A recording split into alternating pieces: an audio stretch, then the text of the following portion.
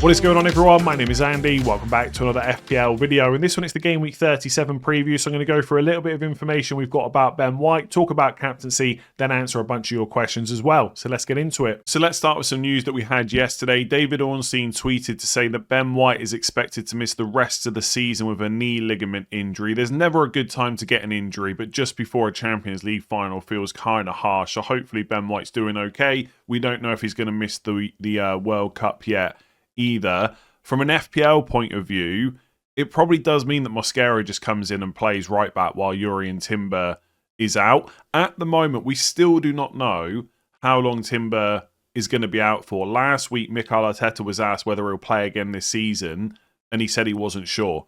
So I'd be shocked if he plays against Burnley at home, and then Crystal Palace away is going to be tough as well. You'd imagine Arsenal are going to do everything they can to get him back for the Champions League final. Ideally, you want him to have some minutes before then, but I think if they can get him playing for the final, that would be what they would take right now. So you'd have to assume Mosquera is going to play against Burnley at home, and a lot of people have asked whether or not he's worth going for. He's only 5.3 million, so he might be easier for you to get to rather than Saliba, for example. And Burnley at home is a great fixture. He's not a natural right back. I think he's more of a centre back. But you never know, right? He's better for defensive contributions than Saliba as well, 9 per start. I think he is worth considering. The only, slight issue might be, what if they try and get some minutes for Timber in Game Week 38? So you only get Burnley at home. It seems unlikely. I think the fact that Mikel Arteta was asked last week about whether Timber's going to play again, he said he's not sure, tells me that Timber is not that close.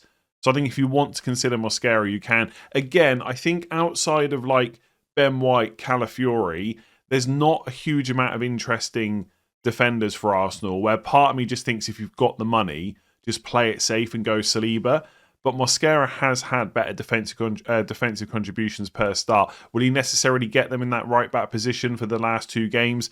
Possibly not. I mean, Burnley at home doesn't strike me as a fixture to get a lot of defensive contributions in. But if you are struggling for money, 5.3 million, I think Mosquera is an option, unless Arteta says on Friday that Timber's back, and I find that highly unlikely. And yes, we will talk about Lewis-Skelly later. So let's talk about captaincy for Game Week 37, and for most people, it's a decision between Bruno Fernandes or an Arsenal player. I think under normal circumstances, we'd be talking about Erling Haaland as well, but the fact that Bournemouth away is 3 days after the FA Cup final would just put me off. And the reality is, Haaland will probably start that game against Bournemouth, even if he plays 120 minutes in the final, if the title is still on. But why take the risk? What if he gets a knock that doesn't rule him out, but puts him on the bench and he has to come on for a cameo or something like that? Like, Bournemouth away is not terrible, but it's not that good of a fixture. So I just wouldn't go there myself. If you want to go a little bit different this week, you could look at Thiago as well against Crystal Palace at home. I think Crystal Palace have got one eye on Europe, but my prediction is that will be Palace's strongest team from the remaining 3 games. Now, we can reassess that after the Man City Palace game tonight, but I think they'll rest some players tonight, go fairly full strength against Brentford to keep up match fitness, match rhythm, etc. And then they'll rest players against Arsenal on the final day, because the final is not long after that. So they do have one eye on Europe. Palace at home is not a bad fixture for Thiago, but I do think that'll be Palace's strongest side from the remaining 3 games. That's my prediction anyway. Between Bruno and an Arsenal player, I'm sort of torn, right? On one hand, I think Fernandes is just a solid pick, right? He's been consistent all season. Even though Man United are on the beach, he will definitely start. He'll play 90 minutes. He's on penalties. He's going for that assist record. I think Casemiro will come back in. So I don't think Man United will be quite as bad as they were against Sunderland. Forest at home is not a bad fixture. I think Fernandes is a solid pick. But then on the other hand, Arsenal are playing Burnley. So why are we looking at any other team? It just doesn't make sense. The one thing with Bruno, though, this week is his overall ownership is obviously very high. I mean, in terms of engaged managers in the top 10k, top 100k, top 250, etc., he's going to be almost 100% owned. But I do think his captaincy ownership will be a little bit lower this week than it has been, because people will be looking at Arsenal. So I'm not saying Fernandes is a differential, but he's not going to be super high captained like he has been in previous weeks. So he's just an all-round solid pick, but then you do just think to yourself, it's Burnley at home. I mean, Forest recently were in a relegation fight. They're obviously safe now and have done pretty well. They've conceded 47 goals. Burnley 73. They're conceding nearly 2 XG a game. They are the worst defence in the league by a mile. So it just makes sense to captain someone against them. That's the two things that keep going like back and forth in my head. Fernandes, solid pick, all those things I've just mentioned. Yeah, but Burnley at home. Like, I don't know. I think it's probably got to be an Arsenal player. The thing is then, when I start thinking about them, I'm also like not 100% certain about any of them. So Gabriel, for example, he's a solid pick. I think if you're talking about guaranteed clean sheets, this is about as guaranteed as it's ever going to come. And it doesn't mean that Burnley won't score, but best defence in the league versus worst team, that's probably a clean sheet, right? Maybe some bonus for him. He can score from a corner. It could be a double-digit haul. But also captaining a defender with 2 games to go, in a game where you're expecting Arsenal to score quite a few goals, it just doesn't sit right with me. So Gabriel is fine. I wouldn't talk anyone out of it. But I think you've got to go for one of the attackers. If you want to go really different than Trossard or Eze, but for most people it's Gyökeres or Saka. And like most decisions this week, I'm kind of torn between it. On the one hand, I just think Gyökeres might be the best captain this week. He's probably going to start. He could well play 90 minutes in that number 9 position. And I think he's on penalties ahead of Saka. And if all that is true, I think he might be the best captain. And I've actually looked at bringing him in for my own team. I can do João Pedro to Gyökeres in one move. And I got quite excited about that move yesterday. That would give me triple Arsenal, Gabriel, Saka and Gyökeres. Go double up on the attack rather than the defence. But then there's always that little bit of hesitation in the back of my mind because of Kai Havertz. And I think in the Champions League final, there's a great chance that Havertz will start that game. And so Arteta will want to get some minutes into him. Now, that doesn't necessarily have to be in that number 9 position. Gyökeres and Havertz can both start a game. Havertz in the last game came on and played in midfield instead. So it's possible, but they've also got a lot of options in midfield, like Odegaard, Eze, Rice, Zubimendi, etc. So it's not a guarantee that's where Havertz plays. That's the only hesitation. If Gyökeres starts, does he actually play 90 minutes? I do think he will start, by the way. I think it's very unlikely that Havertz plays number 9 in this game. But it's not completely out of the question. That's what always puts me off a little bit with Gyökeres. So if you think he's going to start and you think he's on penalties, which I do, ahead of Saka when he's on the pitch, and he's going to play close to 90, he's the best captain. If you've got any doubts, it's probably got to be Saka instead. Now, to be fair, Saka's minutes are not necessarily guaranteed to be 90 either. Madueke can sub on for him. I just think with the right wing position, Saka is 100% first choice. I think number 9... Gyökeres will start the majority, but as we've seen, Havertz will play some game time there. I just don't think it's the same as Saka and Madueke. So I think Gyökeres is probably the best pick, but I think I would have to go Saka. I'm just more sure about the game time he's going to get. But it does feel bad, right? If he's just a 10 million well, not that the money matters, right? He's either in your team or not. But a midfielder, no penalties. I mean, he could take a penalty, but I think, and I know we talk about penalties a lot, and they might just not get any in this game, in which case Gyökeres' goal threat is better. I don't know. Saka, I feel like, has underperformed a little bit this season. His underlying numbers have actually been okay. Just hasn't really delivered the FPL points. Okay, I'm going to stop rambling. There's something telling me just go Fernandes, but I think we've got to go against Burnley at home, probably. I think it's Gyökeres. I think he's going to start. I think Gyökeres is the best captain this week. But I'm probably going to go safe because I've always got that little bit of hesitation in my mind and go Saka. I just can't bring myself to go for Gabriel, a defender, against Burnley at home. So let's get into some of your questions. And quite a few people asked about this guy. Is Lewis-Skelly the best Saliba alternative? I already have Gabriel and want to double up on the Arsenal defence and don't have enough money for Saliba. So Lewis-Skelly is listed as a defender in FPL, currently priced at 5 million. And the last couple of games, he started in midfield ahead of Zubimendi. Now, in the last match, when they made some subs and they had injuries and stuff like that, Lewis-Skelly did end up playing left-back, still moving into midfield, but essentially he was the left-back. But either way, he's starting in midfield as it stands, ahead of Zubimendi. So that all sounds pretty good for FPL. 5 million defender, playing for Arsenal, but in midfield. The thing is, if you tell me for Burnley at home, Lewis-Skelly's going to play in midfield, and Calafiori's out, which we don't know yet, but let's say he is, and Nketiah is going to play left back and Mosquera right back for Ben White, I think Lewis-Skelly might be the worst of the lot of those 3 specific defenders because he's not that attacking. even though he's playing in midfield, he's kind of the one to sit back and just, I don't know, spray the passes around, keep the ball moving outside of the box. So he's not that attacking, and he's not great for defensive contributions either. Like 0.02 expected goals per 90, 0.03 expected assists. And I get it, he's not had a huge amount of minutes, right? Maybe those numbers will improve, especially against Burnley. 5.75 defensive contributions per start. It's pretty rubbish. Like, it's worse than Saliba. Nketiah and Mosquera are both better from what we've seen so far. And then I thought, well, I look in the last couple of games, right, where he's played in midfield mostly. 3 defensive contributions against Fulham, 1 against West Ham. Underlying numbers in terms of expected goal involvement, 0.07 against Fulham, 0.02 against West Ham. Like, it's just not that great. So I don't look. He's playing in midfield. He'll get a chance to go forward, I'm sure, against Burnley. Maybe he'll be better. But honestly, right now, if you told me Nketiah is going to play the same minutes as Lewis-Skelly for the final 2, I think I would go there. Same with Mosquera. I guess the other thing to think about is what's like. I guess the thing I don't know, and maybe this is a reason to go Saliba if you've got the money. Let's say Arteta decides to put Zubimendi back into midfield. Does Lewis-Skelly come out of the team, or does he play left back ahead of Nketiah? I don't know if that's a certainty. I don't know if he goes and plays left back. He's hardly been used there all season. So I actually like. I think right now Arteta's quite happy with the side, and so I do think Lewis-Skelly plays in midfield again. But it wouldn't be crazy for the guy that's played in midfield for most of the season to come back in Zubimendi. And I don't think it's a certainty that Lewis-Skelly goes to left back. So I know people are very excited about him right now. I'm not all that interested, I don't think. Because I just don't think he's that attacking even if he plays anyway.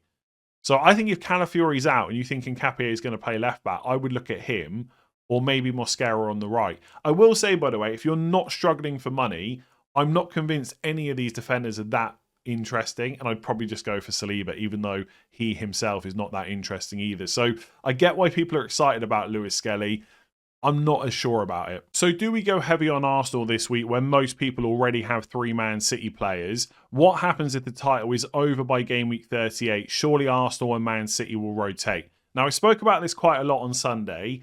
If, and I'm not saying it's likely or a guarantee, but if Man City drop points tonight against Palace or in game week 37 against Bournemouth, then all Arsenal need to do to win the league is to beat Burnley at home, which I think most of us would expect them to do. Again, it's not a guarantee. Could that game be a draw or a Burnley win? Yes, it's possible those things can happen, but most of us would expect Arsenal to win. So there are scenarios where the league is over by game week 38. Now, in that scenario, I don't necessarily think there will be mass rotation from either team necessarily, because the gap between games between 37 and 38 is not that bad for Man City or for Arsenal, but it will become a bit more difficult to predict the 11 and the minutes.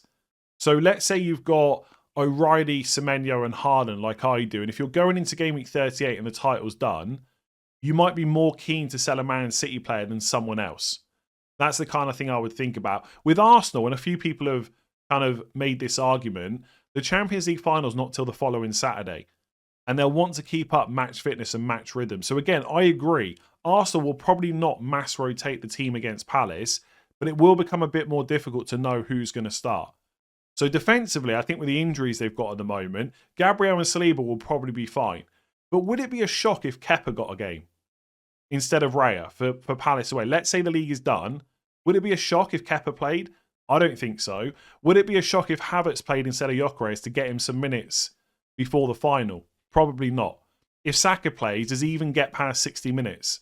Who knows? Now, I'm not saying that if the title's over, these things are going to be easy to predict. It might be that you get to game week 38 and you just keep your City and Arsenal players and hope for the best. It's just something to think about.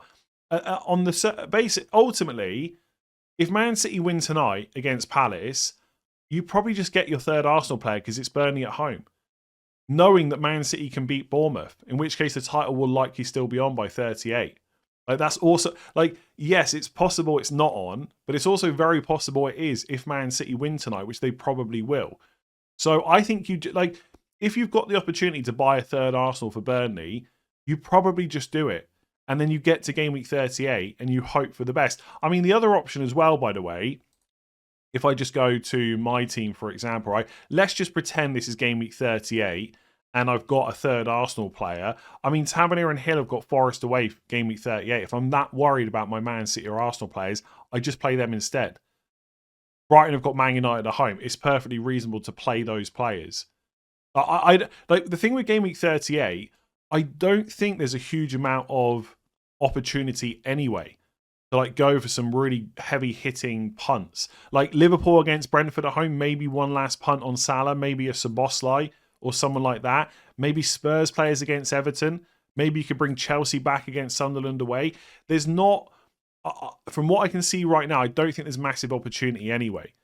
So I think you just take the risk that Man City and Arsenal are okay. And keep in mind, the title could still be on. I know I spoke a lot about it potentially not being on, because I think there's a chance that Man City could drop points against Bournemouth in particular. Man City might win. They've got a great record against Bournemouth, even though it is 3 days after the final. So I think because it's Burnley, and because most of those Arsenal players will probably play, like again, just really quickly, if you look at the Arsenal fixture schedule, it's Monday for 37, Sunday for 38, Champions League on Saturday. So I do think the majority of players will start for Arsenal, but there will be some rotation. That's all. But I think because it's Burnley at home, you probably just buy them. I mean, I must admit, I am in two minds about certain players. Like, for example, Trossard. Lots of people are going to be interested in him as a differential this week. Would he definitely start in 38 if the title's done? I don't know.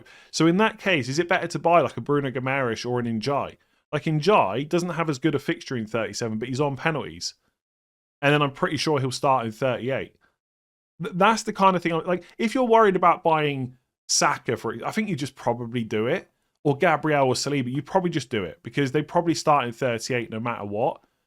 But like Gyökeres instead of Havertz, Trossard on the left, Raya in goal, I'd be a little bit less sure about. And that's where I would maybe think about not going for an Arsenal player.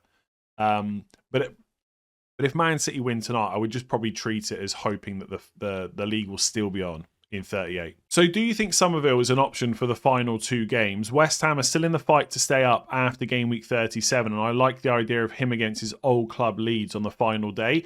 It's worth pointing out that the relegation battle won't necessarily go down to game week 38. So if West Ham lose to Newcastle in game week 37, they're still on 36 points. If Spurs were to beat Chelsea, they'd then be on 41. So there'd be a 5-point gap that it's over. There's only one game left. Now, West Ham might not lose to Newcastle and Spurs probably won't beat Chelsea, but there are scenarios where it's over by game week 38. And in that case, would West Ham then rotate a bit against Leeds? Possibly. It is a home game, so you'd think Summerville will start no matter what, but it is possible that doesn't happen. Let's say he does start the final two games. Is he an option?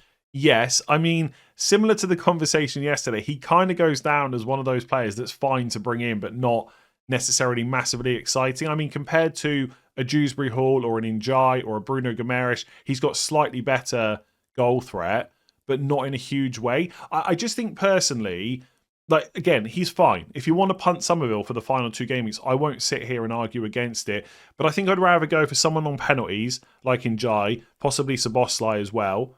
Although maybe Isak would take them ahead of him, but I think it's Szoboszlai if Salah's not on the pitch. Or like a Bruno Guimaraes that's got potential defensive contributions as well. Just something a little bit extra other than just goals and assists. Having penalties or DEFCON is probably where I would look. But I mean, Summerville's 5.4 million. Like, if you need someone a bit cheap and you don't want to go for those other players I've mentioned, like, he's fine. Again, it's a punt for 2 weeks. Anything can happen. And I suspect that I do think in terms of realistic outcome, like, I don't know, it is possible the relegation fight's done after game week 37. I think what I'm trying to say is I'm not sure it will be. Like, even in the scenario where West Ham lose and Spurs draw, it's basically done because of goal difference. But I still expect that West Ham would put out a strong side in that scenario, especially as it's a home game. So, yeah, Summerville's fine. Is he better than Njai or Szoboszlai or Bruno Guimaraes? I'm not so sure, but I wouldn't say he's miles behind either. So if you want to punt it, go for it. So what do you think about Rio Ngumoha as a punt for the final 2 weeks? Now, I've been asked about a lot of midfielders over the last few days, and most of them are fine. If you want to punt them for the final 2 weeks, you should.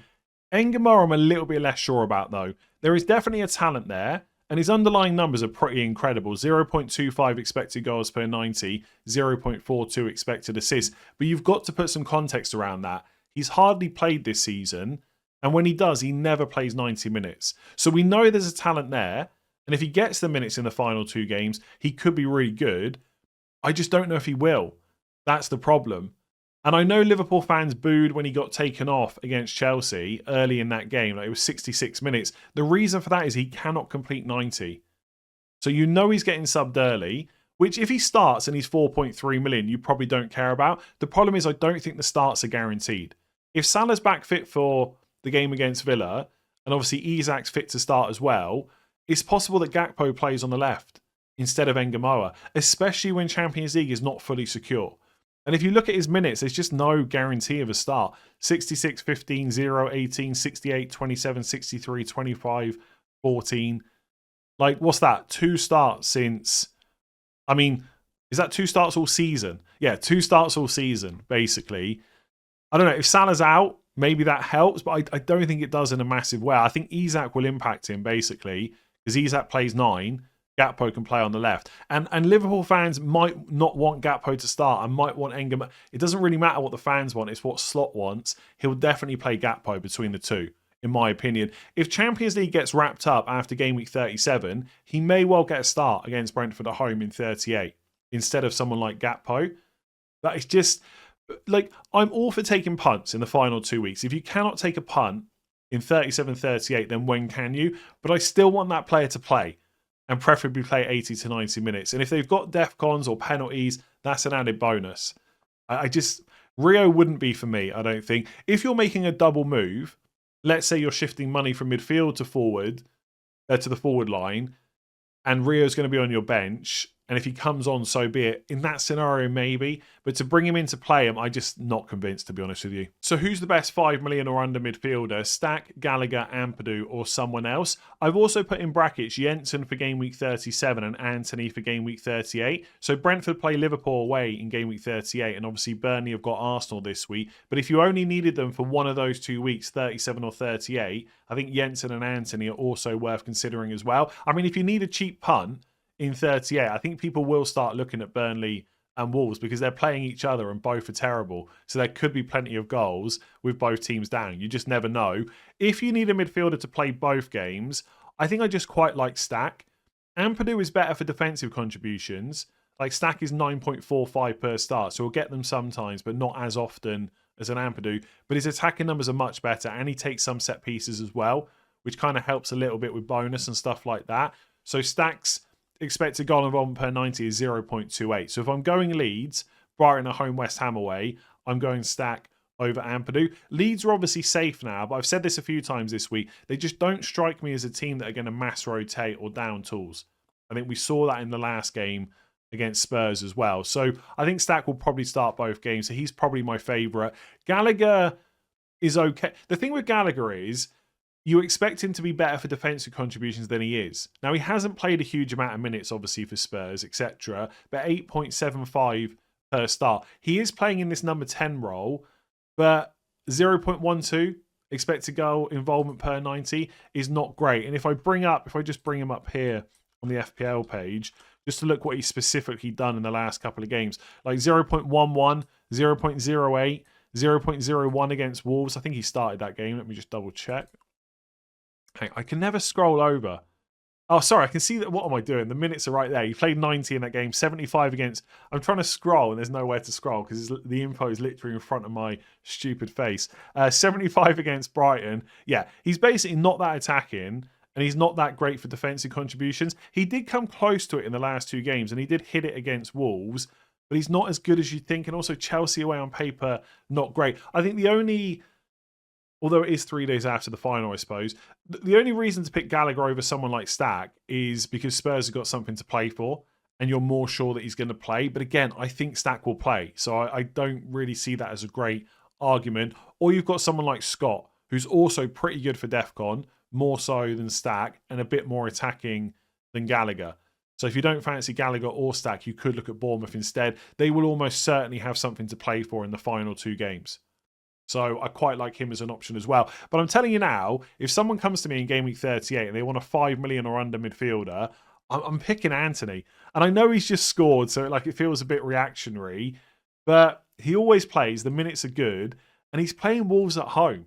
Like, if you're ever going to pick a Burnley player, it's when they're playing the other terrible team in the league as well.